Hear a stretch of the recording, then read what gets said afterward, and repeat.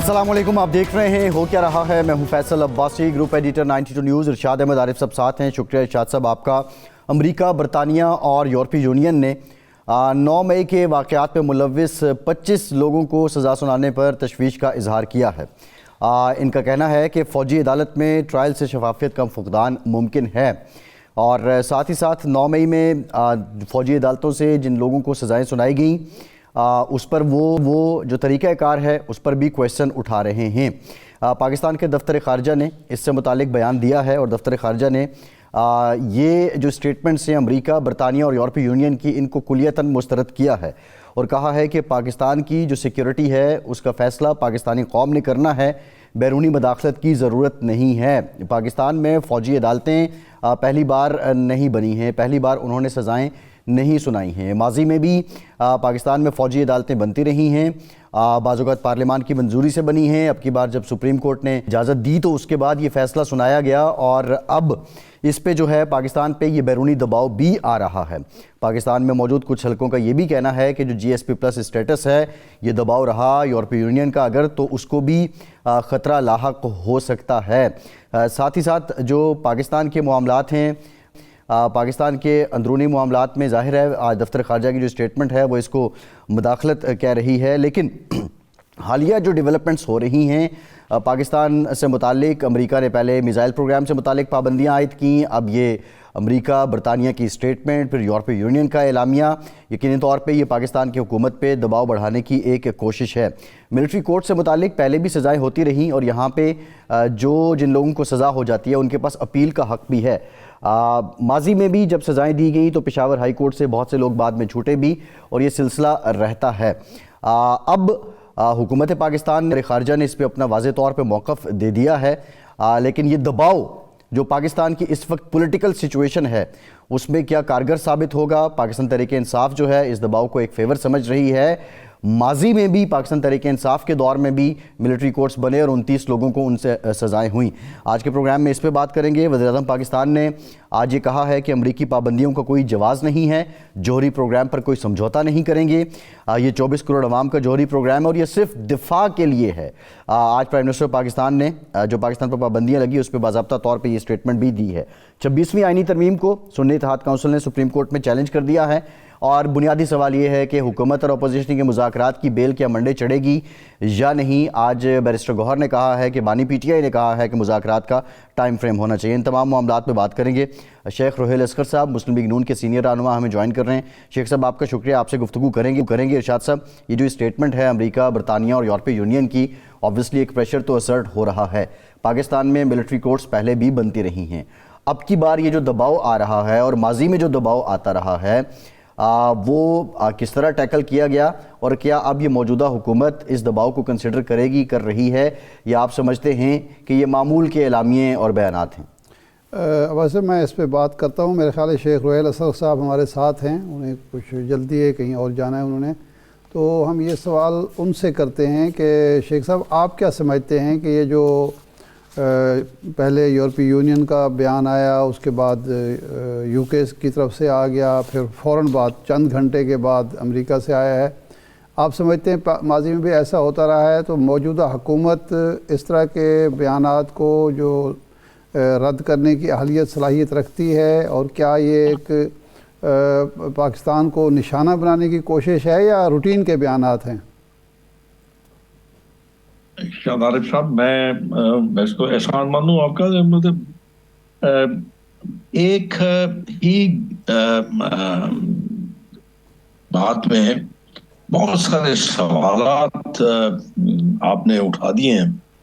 मतलब एक आपका था जो आपके निगोशिएशन हो रही है बिटवीन दी पॉलिटिकल पार्टीज, वो था मुज़ाकरात क्या होगा, किस तरह होंगे, और फिर उसके बाद आप आगे इस पे जो पाबंदियां लगा दी गई हैं, जो कतगन लगा दी गई हैं पाकिस्तान पे या लगाने की कोशिश की जा रही है। अब ये है कि आपका ये नया एक शोशा शुरू हो गया कि जी इसको आप देखें, जो आपके न्यूक्लियर मामलात हैं उनको भी निशाना बनाया जा रहा है। तो मेरी राय इसमें बड़ी मुख्तलिफ है। या जहाँ तक आपने हुकूमत का एक इशारा किया ना, हुकूमत की तरफ, क्या उनमें अहलियत है تو یہ سوال آپ کو مجھ سے نہیں کرنا چاہیے، یہ سوال آپ کو عوام سے کرنا چاہیے کہ ایک سال گزرنے کے بعد کتنی اہلیت تھی کہ آپ نے عوام کے مسائل کو، عوام کی تکلیفوں کو، عوام کے دکھوں کو، ان کا مداوع اگر آپ نے کر لیا تو آپ آگے بھی کر جائیں گے. ایک بات تو یہ آپ کو میں عرض کر دوں. شیخ صاحب، ایک تو یہ مسلم لیگ نون آپ کی جماعت ہے، دوسرا آپ عوامی آدمی ہیں، یہ بہتر تو عکاسی آپ کر سکتے ہیں، بہتر نمائندگی آپ کر سکتے ہیں. تو آپ بتائیے کتنی کامیاب رہی حکومت؟ میرے خیال میں شاید آپ آپس میں گفتگو کر رہے تھے، میری بات آپ نے سنی نہیں ہے. تو میں نے اس سے اپنی اس بات میں ایک بڑا ایک مفصل سا بیان عرض کر دیا کہ ہر کسی کی، اب میری بھی دیکھیں، میں نے 16 سال خدمت کی عوام کی، لیکن ان کو پسند نہیں آئی، انہوں نے رد کر دیا. اس کا مطلب میرے میں اہلیت نہیں تھی، میں ان کی امنگوں، ان کی منشا کے مطابق کام نہیں کر سکا، اس لیے انہوں نے مجھے نہیں سمجھا کہ میں اس قابل ہوں کہ مجھے یہ کیا جائے. تو اس لیے ہر کسی کی اہلیت کا اندازہ اس کی کارکردگی سے کرایا جاتا ہے، اور ایک سال بہت ہوتا ہے، اور ایک سال میں آپ کو بہت سارے معاملات کو طے کر لینا چاہیے تھا. اب ایک بنیادی بات کی طرف آپ، وہ میں بعد میں کروں گا، آپ ایک مذاکرات کی بات کر لیجئے. مذاکرات، ذرا ایک بات ذہن میں رکھیں، ان مذاکرات میں کون شامل ہے؟ کیا شہباز شریف شامل ہے اس میں؟ کیا عمران شامل ہے اس میں؟ کیا فضل الرحمان صاحب شامل ہے اس میں مذاکرات میں؟ کیا آصف زرداری شامل ہے؟ نہیں ہے. کمیٹی بنا دی گئی، اور جس کام کو نہیں کرنا ہوتا نا اس کو کمیٹی بنا دیتے ہیں. چلیے کمیٹی کھیلتے رہتے ہیں، اور اس کا نتیجہ کیا نکلے گا؟ کچھ بھی نہیں. جب آپ بات کریں گے پھر کہیں گے جی ہم اپنی مرضی قیادت سے پوچھ لیں. وہ اپنی قیادت سے پوچھیں گے، آپ اپنی قیادت سے پوچھیں گے.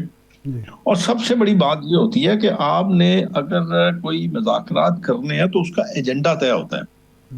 پہلے آپ ایجنڈا طے کر لیجئے کہ آپ نے کس ایجنڈے پہ کام کریں گے.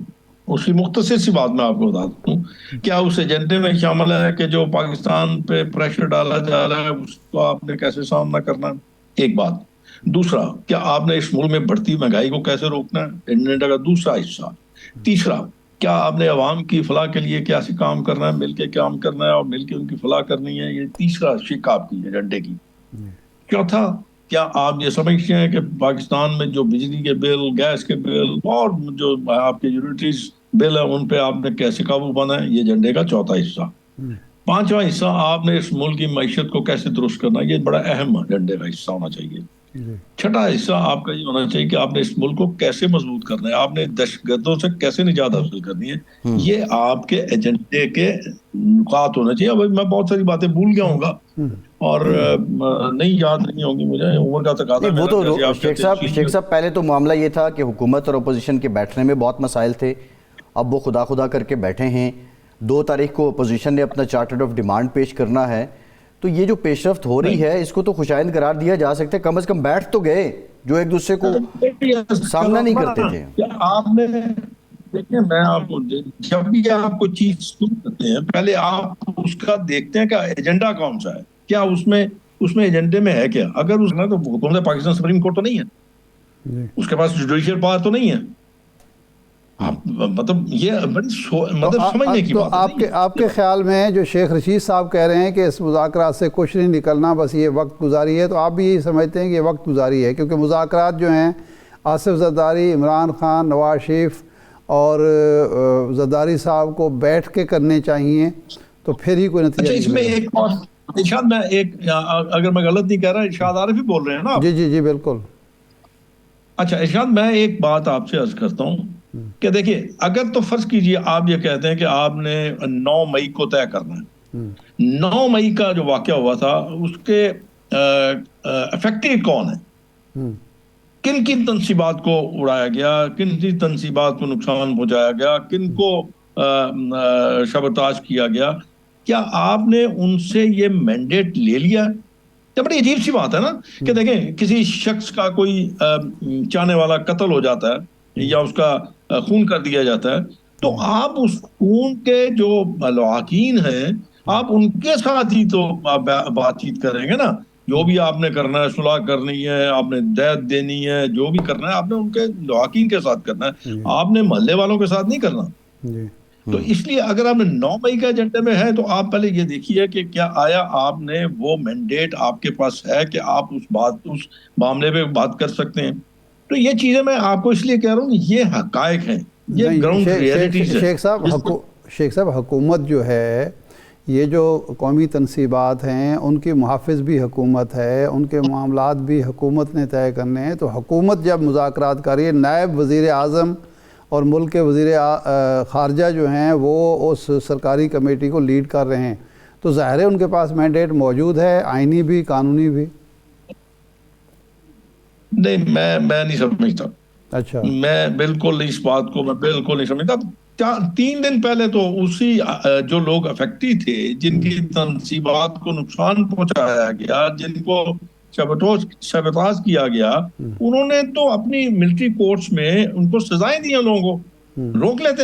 آپ کہتے جی زیادہ رک جائیے، آپ میں اتنی ہمت تھی تو آپ روک لیتے ان کو کہتے ہیں رک جائیے جی، ہمارا معاملات طے ہو رہے ہیں، ہماری کمیٹی بن رہی ہے، ہمارے آپس میں اس میں مذاکرات جاری ہونے والے ہیں، تو آپ تھوڑی دیر توقف کیجئے۔ نہیں، لیکن شیخ صاحب جو مستحق ہیں، جنہوں نے کوئی جرم کیا ہے، ان کو تو سزا ملے گی، اس پر تو سوال نہیں ہو سکتا کہ جی جو ملٹری کورٹ ہی صحیح، اس میں جو مقدمہ چل رہا ہے اس کو اس لیے روک دیا جائے کہ ہم مذاکرات کرنے والے ہیں۔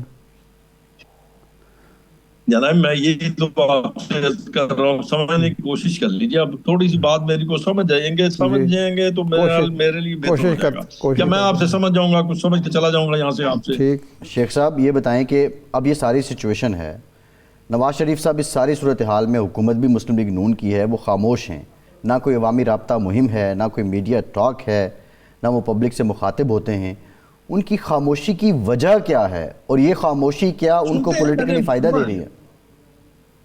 میں نے سنا ہے، پڑھا بھی ہے، سنا بھی ہے کہ جو بڑے عقل مند اور ذہین اور ذہین لوگ ہوتے ہیں وہ خاموش رہتے ہیں، وہ بولتے کم ہیں۔ کم بولنے والا شخص جو ہے بہت عقل مند ہوتا ہے، شاید وہ اسی اصولوں پہ کاربند ہے۔ میں تو نہیں سمجھ سکتا، میں اس خاموشی کے راز کو نہیں سمجھ پایا جی۔ پہلے جب وہ بولتے تھے تو وہ عقل مندی کی وہ سطح نہیں تھی جو اب ان کو ماشاءاللہ میسر ہے۔ اچھا یہ فرمائیں کہ ایک یہ نہ بولنا اور یہ نہ ملنے والی بات ہے، خرم دستگیر صاحب وفاقی وزیر دفاع رہے، وزیر تجارت رہے اور کئی اہم پوسٹوں پر رہے، انہوں نے ایک انٹرویو میں کہا کہ جی میں 1 سال سے کوشش کر رہا ہوں، پیغام دے رہا ہوں، میاں صاحب مجھ سے ملتے ہی نہیں ہیں۔ تو آپ نے بھی کوئی ایسی کوشش کی ملنے کی الیکشن کے بعد، الیکشن سے پہلے، اور انہوں نے کوئی وقت دیا آپ کو؟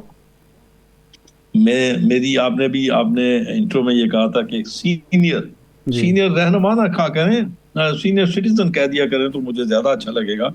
میں کوئی ایسا دروازہ سوائے اپنے اللہ کے، میں کوئی ایسا دروازہ نہیں کھٹکھٹاتا جہاں سے مجھے یہ ہو کہ یہاں سے مجھے انکار ہوگا۔ اچھا، میں فقیر آدمی ہوں یار، میں اپنے حال میں مست رہتا ہوں، میرے نام کو بھی جانتے ہیں، میرے کام کو بھی جانتے ہیں، جس دن میری ضرورت ہوگی، کیونکہ ابھی میری ضرورت نہیں ہے نا۔ دستگیر صاحب تو بادشاہ آدمی ہے یار، میں عرض کر رہا ہوں کہ میری جس دن ضرورت ہوگی تو مجھے یاد کرنے کی ضرورت نہیں پڑے گی، مجھے خود بہت یاد کر لیا کرے گا، کیونکہ اب میں کوئی جیتا ہوا آدمی تو نہیں ہوں، میرے ووٹ کی ضرورت نہیں ہے، میرا ووٹ نہیں ہے، میری سپورٹ نہیں ہے، میں کوئی ان کے لیے کوئی ایسا کارنامہ انجام نہیں دے سکتا، میں ان کو ان گڑھوں سے باہر نہیں نکال سکتا، تو یہ ان کی اپنی سوچ ہے۔ میں روہیل صاحب آپ کی سیاست ہے جی، ہاں، جو عباس صاحب جس طرح کہہ رہے ہیں کہ آپ کی ایک سیاست ہے، آپ کا ایک حلقہ ہے، آپ کا ایک اثر رسوخ ہے، آپ کی پارٹی کے لیے خدمات ہیں، تو جب تک آپ M N A M P A نہ ہوں اس وقت تک قیادت کو آپ کی ضرورت نہیں ہوتی۔ یہ روایت ہے یار، یہ سچ ہے، یہ حقیقت ہے اور یہ سچ ہے، اس سچ کو آپ کو ماننا پڑے گا کہ سیاست صرف جیتے ہوئے لوگوں کی ہوتی ہے، کیونکہ ان کے ووٹ کی ضرورت ہوتی ہے نا۔ دیکھیں میرے مقابلے میں جو شخص جیتا تھا اس کے ووٹ کی ضرورت تھی، انہوں نے آپس میں شامل کر لیا، ایاک نعبد و ایاک نستعین۔ تو اس لیے میں یہ کہتا ہوں کہ میں آخری شخص ہوں گا جو اس بارے میں یہ کہوں گا کہ دیکھیں مجھے جانتے ہیں، وہ آج سے نہیں جانتے ہیں، عرصہ دراز سے جانتے ہیں، ایک شہر کے رہنے والے ہیں، میرا بچپن، میری جوانی، میرا بڑھاپا یہاں پہ گزر رہا ہے، جب ضرورت ہوگی یاد کر لیا جائے گا تو ٹھیک ہے، دیکھوں گا۔ لیکن یہ جو پنجاب کی وزیر اعلیٰ ہیں محترمہ مریم نواز صاحبہ، ان کے بارے میں ان کے ایم پی ایز جو خاص طور پر یہ شکایت کرتے ہیں کہ وہ بھی ہمیں ملنا پسند نہیں کرتی، تو ان کی تو ضرورت ہے یا ان کی بھی اب ضرورت نہیں رہی ہے ایم پی ایز کی بھی؟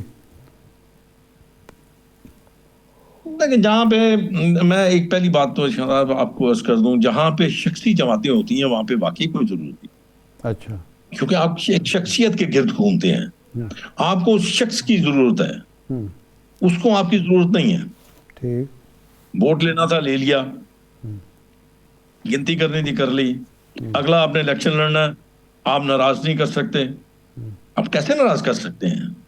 صحیح، آپ نے اسی تنخواہ پہ کام کرنا، بلکہ اب تو تنخواہ بھی بڑی بڑھ گئی ہے یار، تنخواہ تو کافی بڑھ گئی ہے۔ زمانے میں غریبوں کی تنخواہ بھی کم تھی۔ نہیں شیخ صاحب، یہ جو آپ نے زندگی سیاست میں گزار دی اس طرز میں، آپ سمجھتے ہیں کہ یہ آپ نے ٹھیک کیا، یہی ڈھنگ تھا، ہم بھی اسی سو چل دیے، یا اس کی بہتری کے لیے بھی آپ کچھ سوچ رہے ہیں کہ وہ ٹھیک نہیں تھا جو سارا ایک موروثی سیاست کے ساتھ جڑا ہوا ہے؟ میں آپ کے اس سارے سوال کا جواب ایک ہی جگہ سم اپ کر دیتا ہوں۔ میں نے اپنے اگلی پیڑھی جو میری اولاد کی آگے اولاد ہے نا، میں نے ان کو ایک دن ماشاء اللہ ان کو زندگیاں دے، دونوں کو بٹھا کہا تھا، بیٹا اگر تو میرا خون ہو تو بس کرو، اب راستہ بدل لینا۔ اب راستہ جو ہے وہ یہاں پہ اس ملک میں یہی ہے کہ آرام سے کام کرو، کاروبار کرو، پیسہ کماؤ، میرے جیسے کئی آ جائیں گے آپ کو ملنے کے لیے۔ میں نے ان کو اپنی زندگی میں حکمن یہ عرض کر دیا کہ بس بھائی بڑا ہو گیا، اتنی کافی ہے، نہیں آپ نے چھوڑ آگے دی ہے دیکھو، سیاست؟ میں بدل نہیں سکتا، شیخ صاحب آپ نے سیاست چھوڑ میں دی بدل ہے؟ نہیں سکتا۔ نہیں چھوڑی نہیں، میں نے نہیں چھوڑی، ان کو آگے منع ان کو کر چھڑوا دیا۔ دی، جی ان کو صحیح چھڑوا ہے، دی۔ ٹھیک، بالکل ٹھیک۔ بہت شکریہ شیخ رویل اصغر صاحب آپ کے وقت کا، ایک بعد واپس آتے ہیں۔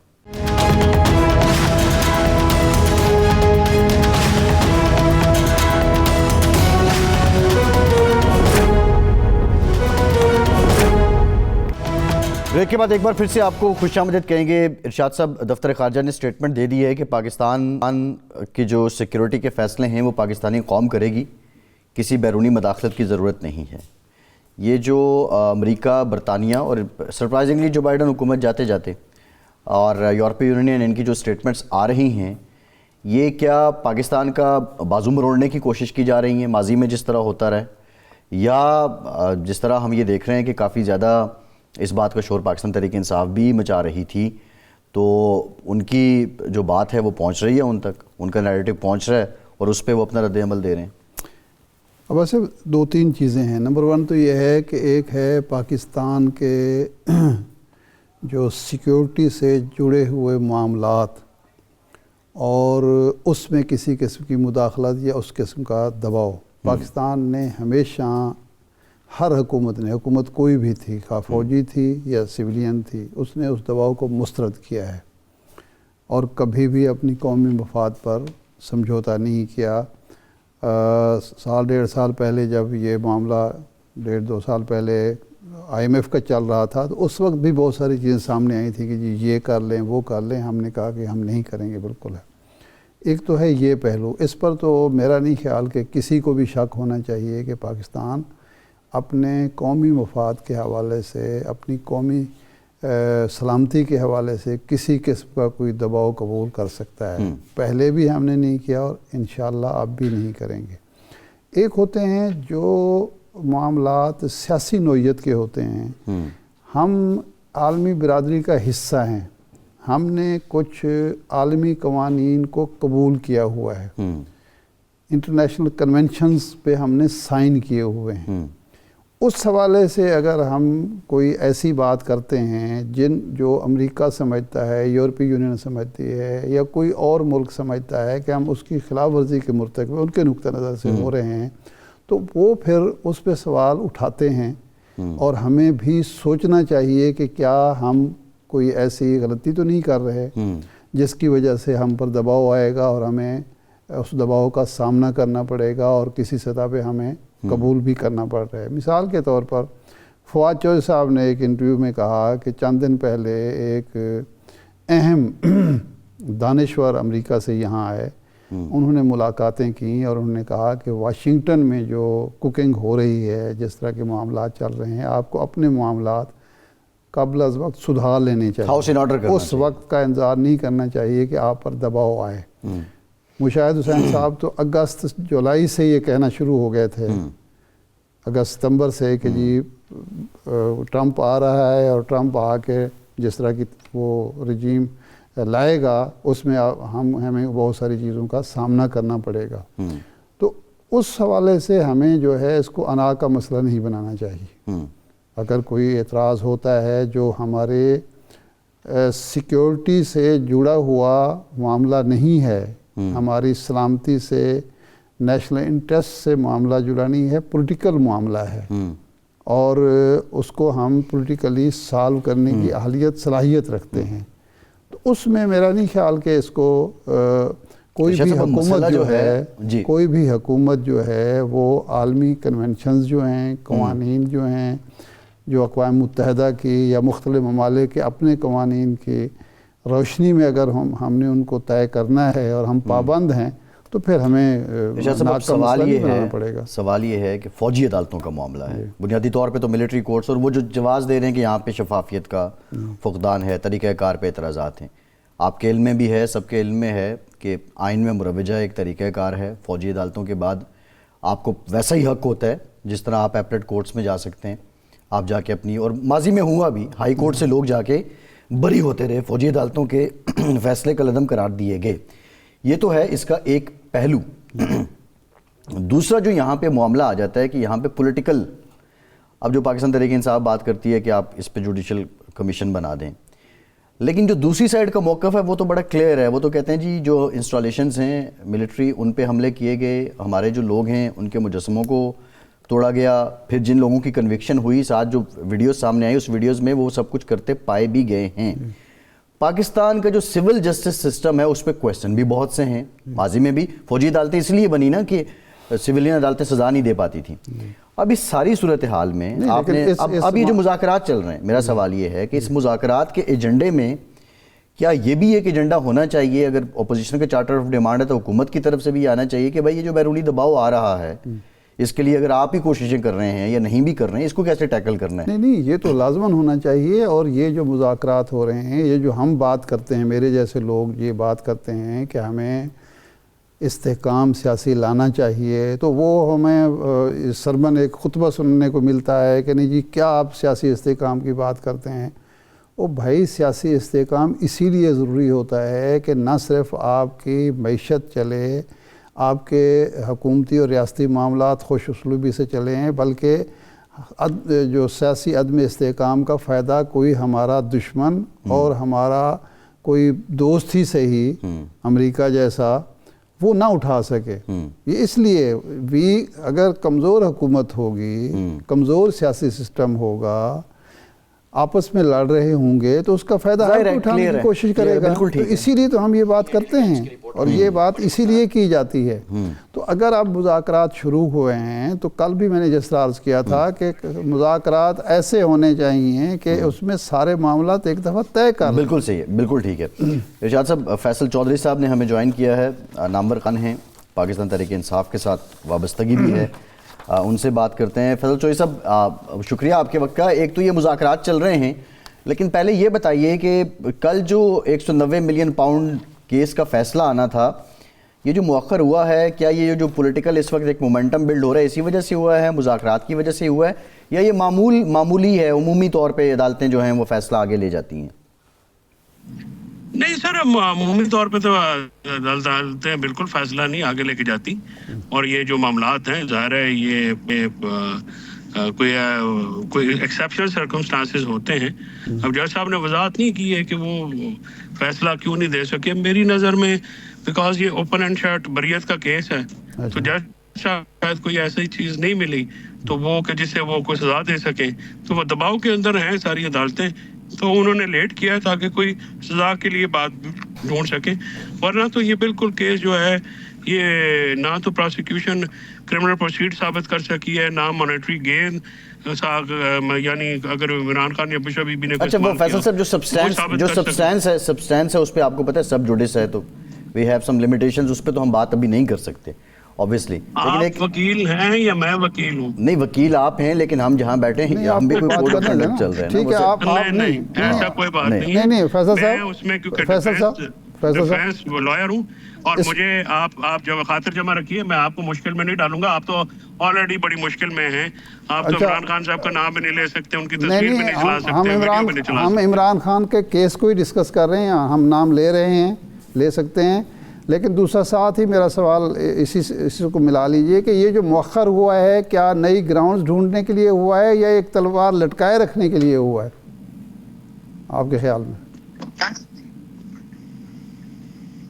جی فیصل صاحب آواز آ رہی ہے؟ شاہ صاحب 6 جنوری کے لیے مؤخر ہوا ہے. مجھے آپ کی آواز کٹ گئی لیکن جو میں سمجھ سکا ہوں آپ نے غالباً سوال یہ کیا ہے کہ اس کی کیا وجہ ہے کہ یہ مؤخر ہوا ہے. نا میرا سوال یہ ہے, میں دہرا دیتا ہوں کہ یہ مؤخر جو ہوا ہے آپ فرما رہے ہیں کہ شاید نئی گراؤنڈز ڈھونڈنے کے لیے ہوا ہے, لیکن ایک خیال یہ بھی ہے کہ یہ تلوار لٹکائے رکھنے کے لیے کہ جب تک مذاکرات چلتے ہیں اس کو تلوار کو لٹکائے رکھا جائے تاکہ بریت ہونی ہے تو نہ ہو سکے. سر وہ اپنا اگر بریت ہونی ہے یا نہ ہونی سے یہ تو پھر اس بات کو ایڈمٹ کرنا ایڈمیشن ہے نا کہ پاکستان میں عدالتیں آزاد نہیں ہیں. پاکستان میں جو ہیں پھر عدالتیں دباؤ کے, وہی تو ہم کہہ رہے ہیں. ہم یہ چاہ رہے ہیں کہ جب ہم کہتے ہیں نا کہ ہمارے اس ایران کو رہا کریں تو ہمارا مقصد مطلب یہ ہوتا ہے کہ آپ ہمارے ساتھ قانون اور آئین کے مطابق سلوک کریں. یہ جو آپ تفتیشی اداروں کے اوپر اور پروسیکیوشن کے اوپر اور عدالتوں کے اوپر جو دباؤ کی کیفیت ہے یہ ہٹائیں تاکہ ہم آئین اور قانون کے مطابق ٹریٹ ہونا چاہتے ہیں. اور آئین اور قانون کے مطابق اگر ہم ٹریٹ ہوں تو ہمارے کیسز کوئی بھی ایسا کیس نہیں ہے جو کہ ہفتہ سے زیادہ ٹھہر سکے. وہ دباؤ جو نادیدہ دباؤ ہے ہم اس کو ہٹانے کی بار بار جو ہے ریکویسٹ کر رہے ہیں. صحیح. اچھا یہ فرمائیں کہ آپ کی ملاقات خان صاحب سے ہوئی, کمیٹی بنی, کمیٹی کو انسٹرکشنز دی گئیں.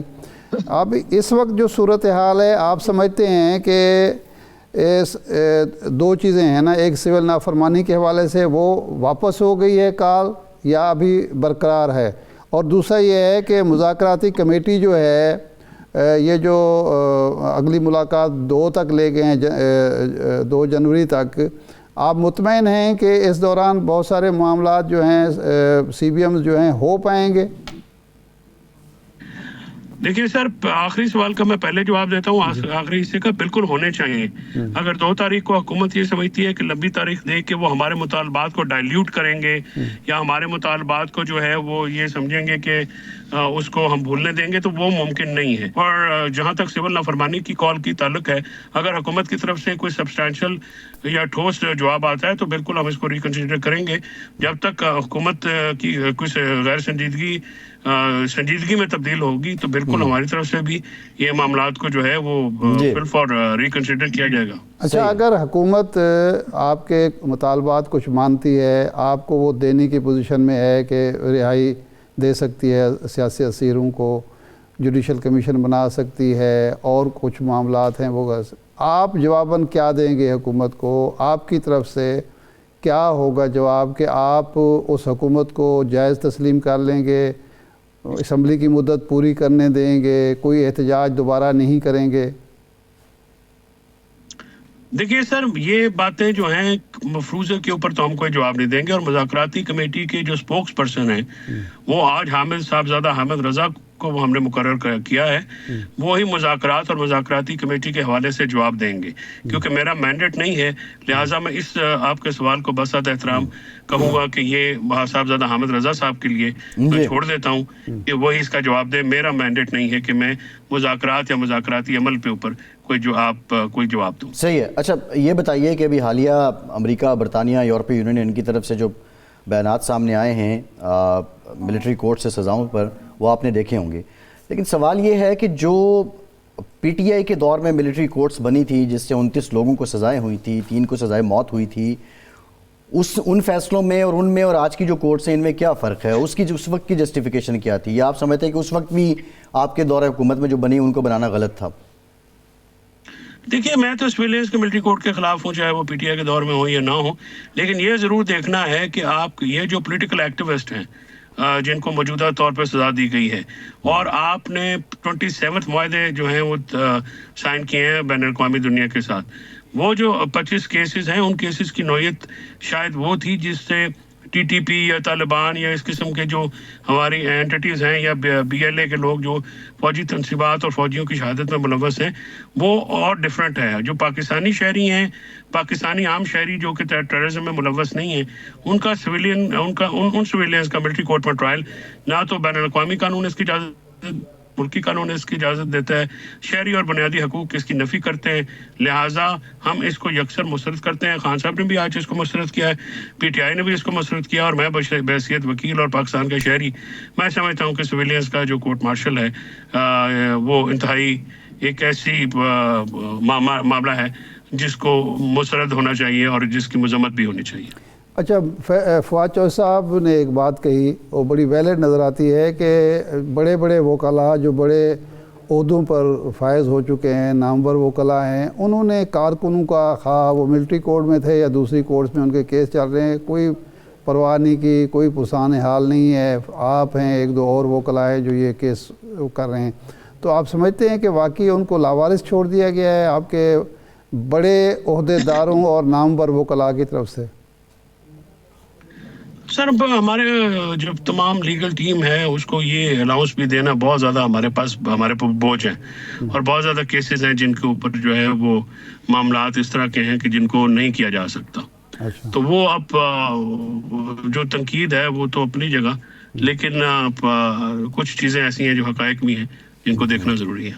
اچھا، 26ویں آئینی ترمیم کو سنی اتحاد کونسل نے آج چیلنج کیا ہے۔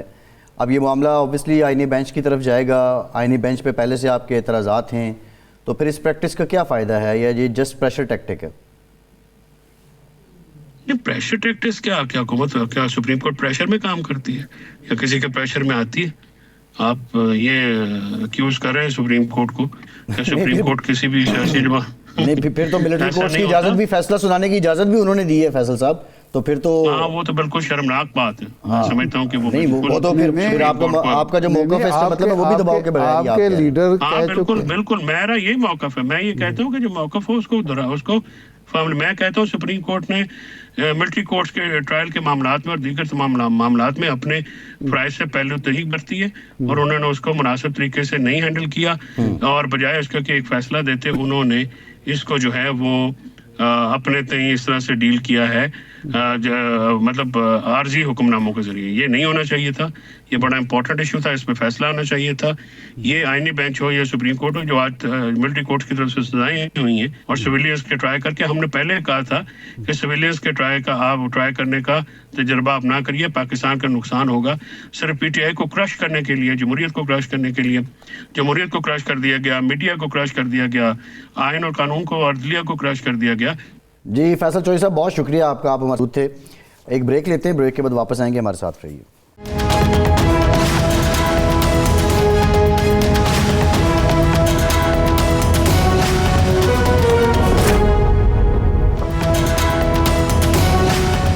بریک کے بعد ایک بار پھر سے آپ کو خوش آمدید کہیں گے۔ ارشاد صاحب، بلاول بھٹو نے کہا ہے کہ جو انفراسٹرکچر ہیں بہت ہیوی، اور روڈ اور لنک اب اس کی ضرورت نہیں ہے۔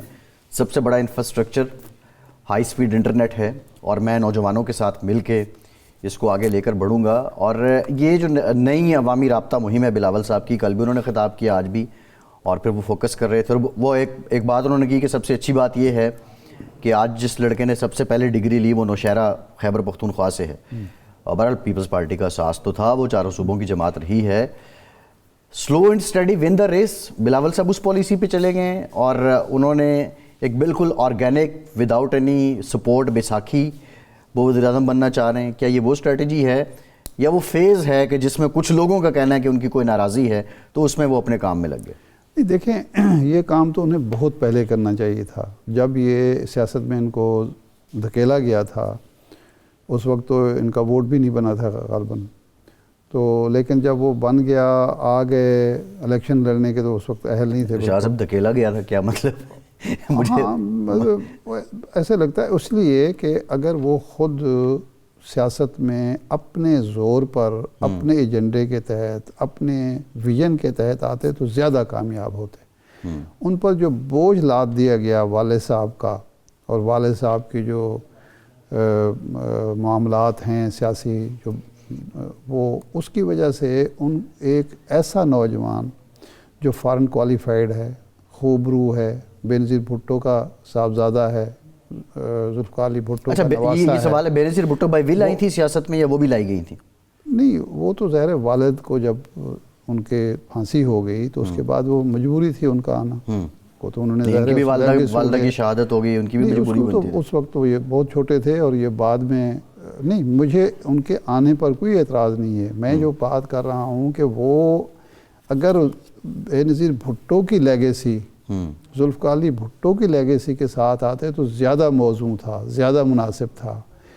ان پر ایجنڈا زرداری صاحب کا لاد دیا گیا اور ان کے ارد گرد جو وہ انکل جو ہیں جن سے بے نظیر بھٹو صاحبہ نے جان چھڑائی تھی، ان پر انکل مسلط کر دیے گئے اور وہی پالیسی لے کر وہ چل پڑے. نتیجہ یہ ہوا کہ کافی حد تک وہ ایگزاسٹ ہو گئے. یعنی وہ نوجوانوں کی طرف متوجہ ہوتے ہیں. نوجوانوں کی جو آج بات کر رہے ہیں، یہ بات اگر 10 سال پہلے وہ کرتے، 12 سال پہلے کرتے تو اس میں زیادہ اٹریکشن ہوتی. 10 سال پہلے بابوں کی سیاست تھی، آج نوجوانوں کی سیاست ہے. نہیں، سیاست اس وقت کسی نے، ایک بابے نے نوجوانوں کو اٹیکٹ کیا نا. ہاں ٹھیک ہے، سمجھ آتی ہے. آج سے 12 سال 14 سال پہلے اس نے اس کانسٹیچوئنسی کو مخاطب، نوجوان زیادہ بہتر کر جس کو لیتا. آج یہ کر رہے ہیں. صحیح ہے. باقی انفراسٹرکچر جو ہے وہ ٹھیک ہے، اس میں کوئی شک نہیں کہ اس وقت جو انٹرنیٹ ہے اور یہ سوشل میڈیا پلیٹ فارم ہیں، یہ ایک بہت بڑا ذریعہ ہیں. لیکن انفراسٹرکچر کا یہ مطلب نہیں کہ آج موٹر وے کی ضرورت نہیں ہے. ظاہر بات ہے لوگ جو ہیں انٹرنیٹ پہ سوار ہو کے اسلام آباد نہیں پہنچیں گے یا اپنی ورک پلیس پہ نہیں جائیں گے. اس کے لیے تو سڑک بھی ضرورت ہے، اس کے لیے بس کی بھی ضرورت ہے، اس کے لیے ریل کی بھی ضرورت ہے، اس کے لیے PIA کی بھی ضرورت ہے. وہ سارا کچھ کی بھی ضرورت ہے. لیکن یہ اس وقت امپورٹنٹ انجن ہے آپ کی اکانومی کو بہتر کرنے کا، آپ کی ویل بینگ جو ہے اس کے لیے یہ بہت بڑا انجن ہے کہ آپ نے اگر ترقی کرنی ہے، آپ نے خوشحالی لانی ہے، آپ نے روزگار کے مواقع پیدا کرنے ہیں، لوگوں کی جو کمیونیکیشن سسٹم بہتر کرنا ہے، تو یہ ہے اس میں. لیکن یہ وہ کسے سمجھا رہے ہیں؟ جن بابوں کی بات کر رہے ہیں اور جن بوڑھے سیاستدانوں کی بات کر رہے ہیں، وہ خود بھی تو انہی میں گھرے ہوئے ہیں نا. وہ تو یا تو اپنی ایک الگ لائن لیں. نہیں، میرا یہی سوال تھا کہ سب سے پہلے اپنے والد گرامی کو قائل کریں، اس کے بعد وہ قائل کریں اپنے جو ساتھی ہیں، یوسف رضا گیلانی صاحب ہیں، راجہ پرویز اشرف صاحب ہیں، رضا ربانی صاحب ہیں، فاروق ایچ نائک صاحب ہیں، ایک لمبی لسٹ ہے. ان کو قائل کریں کہ بھئی یہ پرانی سیاست گری خوار ہے، زمیں میر و سلطان سے بیزار ہے. وہ ان کو کوئی یہ شعر علامہ اقبال کا سنا ہے کہ جی یہ بات کرنے کی ہے کہ بھئی اب یہ پرانی سیاست، جوڑ توڑ، سازش اور کسی کے کندھوں پر سوار ہو کے اقتدار میں آنا، یہ لوگ پسند نہیں کرتے. مریم نواز صاحبہ نے یہ کوشش کی تھی کہ انہوں نے آ کے کچھ اپنی پارٹی میں یہ کوشش کی کہ کچھ نوجوان لوگوں کو لایا جائے. ویسے تو کیبنٹ میں انہوں نے موسٹلی نوجوان لوگ ہی رکھے ہیں پنجاب کی، لیکن وہ ایسے نوجوان ہیں اور وہ اتنے متحرک نوجوان ہیں کہ ان کی کیبنٹ کا آج کیبنٹ کے نام ہی کسی کو نہیں معلوم. یہ اتنے متحرک ہیں، وہ اتنے متحرک ہیں ماشاءاللہ. انہوں نے بھائی نوجوان سے مراد عمر نہیں ہوتی. نوجوان سے مراد یہ ہے کہ جو نوجوان جذبے رکھتے ہوں، جن کے ہاں عمر کا بڑا کردار ہے اس میں. ویسے نہیں کردار ہے تو یہ کہاں ہیں سارے نوجوان؟ ٹھیک ہے، وہ بھی بابے ہم نے جب لسٹ دیکھی کیبنٹ کی تو ہم تو خوش ہوئے کہ فورن کوالیفائڈ بہت زیادہ نوجوان لوگ آ رہے ہیں. وہ ایسے گم ہوئے ہیں کہ اب پتہ ہی نہیں چلتا. یہ بڑی امپورٹنٹ بات ہے. لیکن عظمیٰ بخاری کو سب جانتے ہیں. ہاں آخر اپنی بھاگ دوڑ کی کارکردگی کی وجہ سے نا. یس. مریم اورنگزیب کو لوگ جانتے ہیں. کس وجہ سے جانتے ہیں؟ کام کی وجہ سے، کارکردگی کی وجہ سے. خواجہ سعد رفیق کے بھائی جو ہیں سلمان رفیق کو لوگ جانتے ہیں، حالانکہ وہ اس طرح نوجوان نہیں رہے. نہیں، اس طرح ایکٹیو بھی نہیں ہے ماشاءاللہ. ہاں. اور آپ کو انٹرسٹنگ بات ارشاد صاحب، جی، ایک خواجہ سلمان رفیق صاحب خواجہ عمران وزیر جو ہیں، لوگ ان کو جانتے ہیں. وزیر ہیں. باقی وزیر جو ہیں وہ کہاں ہیں؟ نہیں، میں جو بات کر رہا ہوں، 3 بندے تو خالی ہیلتھ کے وزیر ہیں. اب کوئی ریلیونٹ ایشو ہو جائے بندہ ڈھونڈنے کو نہیں، وہ تو تقسیم کار ہوئی ہے نا کہ میرا سوال یہ نہیں ہے ارشاد صاحب. میرا سوال وہ ہے جو آپ کی بات کو انڈوز کر رہا ہوں. یہ تجربہ، یہ حرکت، یہ حرارت، یہ حدت، یہ شدت نظر نہیں آ رہی. نوجوان لا کے بھی نظر نہیں آ رہی. لیکن سیاست میں تو مریم صاحبہ بابوں سے جان نہیں چھڑا سکی ہیں. دیکھیں آج بھی جو فیصلہ سازی ہے مریم صاحبہ کا اپنے فیصلے ہیں. دیکھیں میں اس چیز کا قائل بالکل نہیں ہوں کہ آپ بالکل جو تجربہ کار لوگ ہیں ان کو بالکل ہی ڈمپ کرتے ہیں. تجربہ اور جذبہ، جوان جذبہ جو ہے اس کے ملاپ سے آپ بہتر نتائج حاصل کر سکتے ہیں کہ ان کے تجربے سے نوجوان کے اندر جو جوش ہے، جو جذبہ ہے، جو حرارت ہے، جو حدت ہے، جو شدت ہے، وہ اس کو اگر آپ بروئے کار لائیں گے تو آپ کو بہت فائدہ ہو سکتا ہے. لیکن اس کے لیے شرط اول یہ ہے کہ وہ نوجوان جو ہے جدید رجحانات سے واقف بھی ہو، اور نوجوان کے اب یہ کہہ کر نوجوانوں کو ریجیکٹ کر دینا ہے کہ جی اس کو تو کسی نے جناب جادو کر دیا ہے، کسی کے ایل انفارمڈ ہیں، یہ میں سمجھتا ہوں کہ عقل مندی نہیں ہے، دانش مندی نہیں ہے. جو علامہ اقبال نے جب یہ کہا کہ جوانوں کو پیروں کا استاد کر، تو اس کا مطلب ہے کہ وہ ایک اتنا بڑا ویژنری سمجھتا ہے کہ نوجوان جو ہے وہ بوڑھے اب نوجوانوں کی قیادت نہیں کر سکتے، نوجوان بوڑھوں کی قیادت، بزرگوں کی قیادت کر سکتے ہیں. اب اس میں وہ بات ٹھیک ہے. تو ہم کیا کر رہے ہیں کہ ہم اس نوجوان کو ریجیکٹ کرنے کی کوشش کر رہے ہیں، مایوس کرنے کی کوشش کر رہے ہیں، اس کو یہ کہہ کر کہ جی تمہیں کچھ پتہ نہیں، ہمیں بہت کچھ پتہ ہے. بھئی آپ کو کیا پتہ ہے اور اس کو کیا پتہ نہیں ہے. نہیں، میں نے تو کہا جدید رجحان یہ اور اس کا ماسٹر ہے وہ، اس کا ماسٹر obviously. تو اب اس نوجوان کو آپ نے وسائل مہیا کرنے ہیں، مواقع مہیا کرنے ہیں، آپ نے اس کی سننی ہے، اور اس کی جو سفارش ہے، اس کی جو تجویز ہے، اس کا جو منصوبہ ہے، اس میں اگر کہیں میری عمر کے لوگوں کی رہنمائی کی ضرورت ہے، رہنمائی کرنی ہے، لیکن اس کو ریجیکٹ نہیں کرنا کہ تمہیں کچھ نہیں پتا. یہ جو ہمارا جو روایتی ایک ہمارے معاشرے کا ایک روایت سمجھ لیجئے یا روایتی المیہ ہے، وہ کیا ہے؟ تمہیں کچھ نہیں پتا.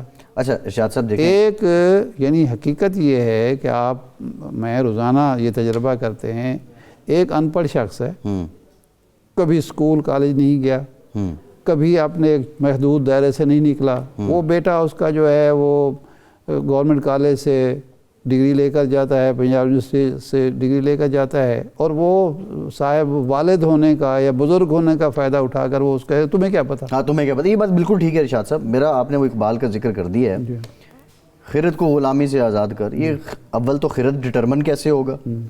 جو آپ بات کر رہے ہیں کہ نوجوانوں کو کچھ نہیں پتا، یہ کہنا بھی غلط ہے. نوجوانوں کو سب پتہ ہے، یہ بھی خرد کا بہت اونچی سب پتہ نہیں، یہ معراج ہو جائے گا.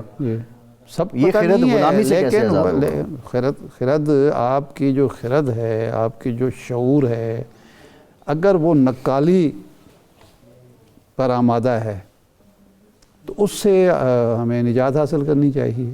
آپ تخلیق کا ماحول ہے ہمارے، خرد جو ہے وہ آپ کی آزادی کا پیامبر ہونا چاہیے، نہ کہ تخلیق کا ماحول ہے تو یہ پیدا کرنا ہے. نوجوان کو تخلیق کا ماحول دیا گیا، تخلیق کا ماحول نہیں دیا گیا، فکری آزادی نہیں دی گئی، تبھی تو ہم اس جگہ پہنچے ہیں نا.